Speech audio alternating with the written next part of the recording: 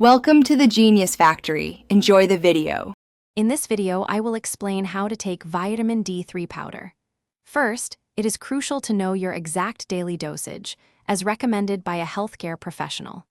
Next, gather your tools, a very small measuring spoon, often called a microscoop, and a liquid to mix it with. Always ensure your vitamin D3 powder is pure, without any fillers, for the best results. Measuring vitamin D3 powder requires precision. Use a microscoop, which often comes in sizes like 1/8 or 1/16 of a teaspoon, or a digital scale accurate to milligrams. If your dose is extremely small, you might dilute a larger amount in a carrier oil, then measure the oil.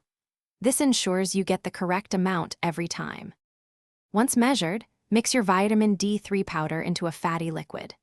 Good options include a spoonful of olive oil, coconut oil, or even full-fat yogurt.